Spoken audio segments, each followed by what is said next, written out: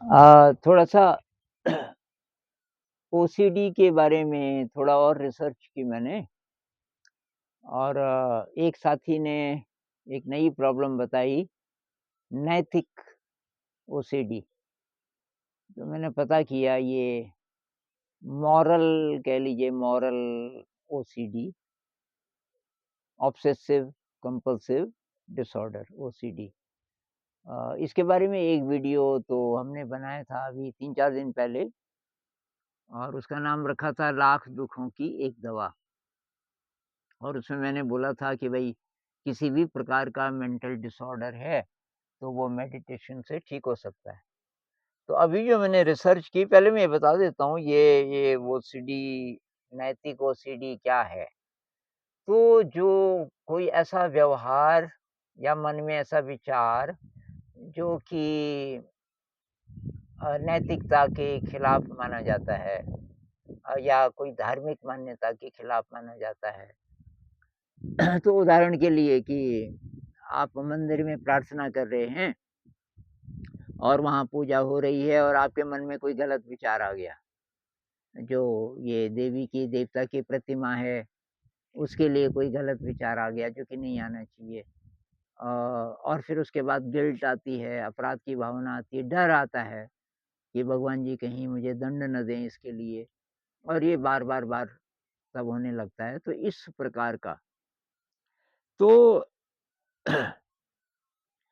अभी मैंने अलग-अलग एंगल से रिसर्च की, तो ये पता चला कि कोई भी प्रकार का ओसीडी हो, उनमें 2 चीज़ों की कमी होती है। एक तो सुव्यवस्था की कमी और एक नियंत्रण की कमी। मतलब वो कंट्रोल नहीं कर पाते अपनी थिंकिंग को और अपने फिज़िकल बिहेवियर को। जैसे बहुत सारे लोग बार-बार हाथ धोते रहते हैं, ये जो सामान्य वाला ओसीडी है। और सुव्यवस्था का मतलब जो कोई जो जो डिसऑर्डर है एक प्रकार का ब्रेन में, मतलब ऑर्डर नहीं है, व्यवस्था नहीं है। तो अगर ऐसी कोई एक्टिविटी हो जिसमें ये दोनों हो, नियंत्रण भी हो और सुव्यवस्था भी हो, तो वो समाधान हो सकता है। तो पता चला कि क्रिएटिविटी में ये दोनों हैं। किसी भी प्रकार की क्रिएटिविटी हो, आप कोई राइटर हो, कोई पेंटर हो, कोई म्यूज़िक वाला हो, अ, तो ये जो क्रिएटिविटी है, इससे नियंत्रण और सुव्यवस्था आएगी ब्रेन में, इसके बार अभ्यास से। तो एक तो क्रिएटिविटी इसका इलाज है और फिर पता चला कि मेडिटेशन तो बहुत ही ज़्यादा मदद करती है। तो मेडिटेशन और क्रिएटिविटी, एक तो ये 2 चीज़ें। तीसरी चीज़ है विगरस फिज़िकल एक्सरसाइज़, कोई भी फिज़िकल एक्सरसाइज़। वो पहले वाले वीडियो में मैंने डांस की बात की थी और डांसिंग एक्सरसाइज़ेज़, तो वो भी और नहीं तो कोई भी फिज़िकल विगरस एक्सरसाइज़ जैसे जॉगिंग भी हो सकता है। तो ये जो क्रिएटिविटी की बात चली तो इसमें एक चीज़ आती है म्यूज़िक। तो म्यूज़िक लेकिन अच्छे वाला म्यूज़िक, सुनना भी और सुनने से भी ज़्यादा अगर आप कोई इंस्ट्रूमेंट बजा सकें, लेकिन अच्छा वाला डिवोशनल म्यूज़िक, इंस्पायरिंग म्यूज़िक। तो एक चीज़ हमने पहले वाले दिन बात नहीं की थी कि कोई सपोर्टिव माहौल भी चाहिए। उसमें मैंने ये बोला था कि आप अकेले हैं, अकेले क्या-क्या कर सकते हैं। लेकिन अकेले तो कीजिए जो हो सकता है मेडिटेशन, म्यूज़िक, एक्सरसाइज़ इत्यादि, लेकिन कोई सपोर्टिव कम्युनिटी हो, तो बहुत मदद मिलेगी। तो आप ढूँढिए कोई जैसे आर्टिस्ट की कम्युनिटी, आर्टिस्ट लोग इकट्ठे हों और वो आपको ज़रूर एक्सेप्ट करेंगे और आर्ट का कोई भी आप में टैलेंट है, जैसे राइटर हैं आप या म्यूज़िक में इंटरेस्ट है या पेंटिंग में है, ऐसे लोगों का कोई ग्रुप हो, कोई सपोर्टिव ग्रुप या तो आप बना सकते हो, ऐसे एक भी और कोई मिल जाए। और वो सीडी वाला हो, ये ज़रूरी नहीं है, सामान्य व्यक्ति भी। और आप रिक्वेस्ट करें यार हम एक साथ म्यूज़िक करेंगे या पेंटिंग करेंगे, तो सपोर्टिव कम्युनिटी बहुत ही ज़्यादा मदद करती है। तो ये मुख्य चीज़ें हैं और अभी मैं ये बात करना चाहूँगा कि एक प्रकार का ओसीडी ऐसा है, जो कि हम सब में है। पूरी मनुष्य जाति इससे ग्रसित है, इस वाले ओसीडी से। ऑब्सेसिव कंपल्सिव डिसऑर्डर, शायद आपने अंदाज़ा लगा दिया हो, ऑब्सेसिव थिंकिंग।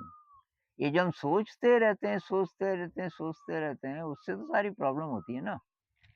भई टेंशन की प्रॉब्लम हो या मानसिक जितनी प्रकार की प्रॉब्लम्स हैं, ओसीडी केवल एक प्रकार है, लेकिन इसी में एंग्ज़ायटी है, इसी में आपका अ, बहुत ज़्यादा डर जाना, भयभीत हो जाना इत्यादि, इत्यादि।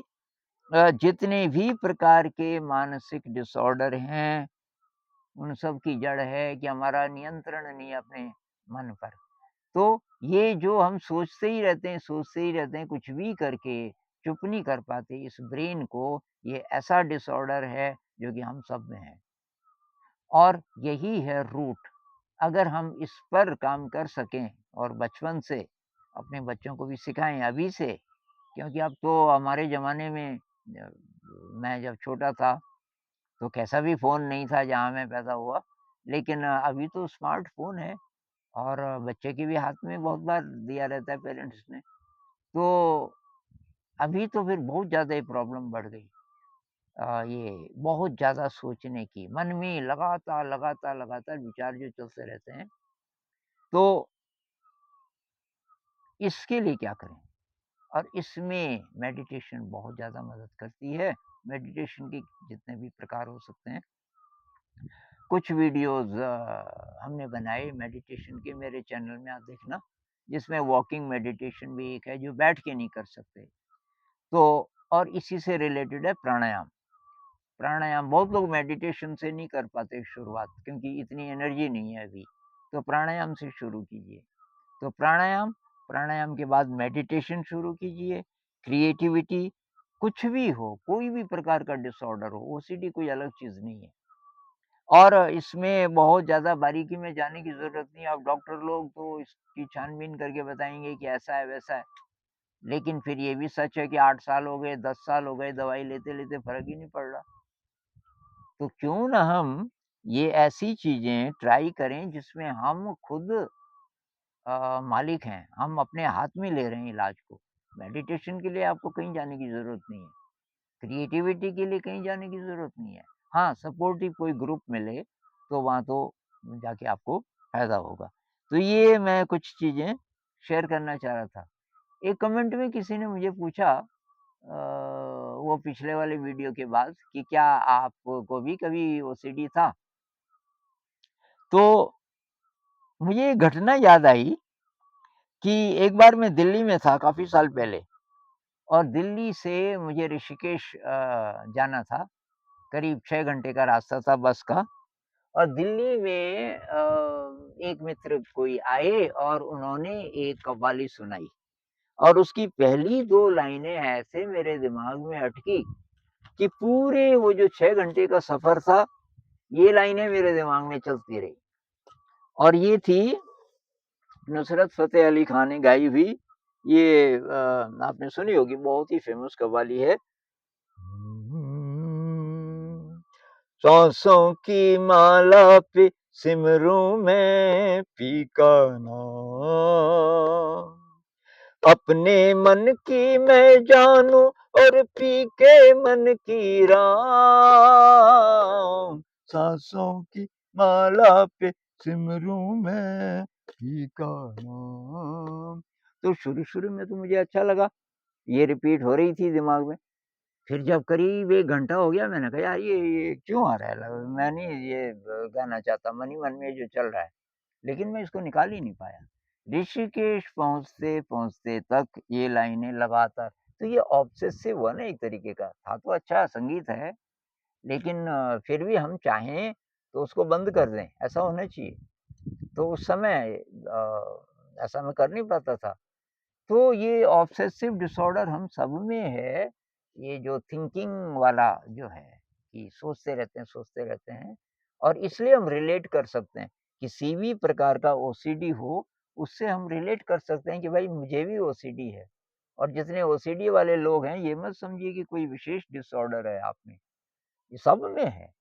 और आप में हो सकता है कि कोई थोड़ा-बहुत किसी एंगल से थोड़ा ज़्यादा लग रहा हो लोगों को, लेकिन ये सब में होता है और इसका इलाज वही है, लाख दुखों की एक दवा, मन पे नियंत्रण।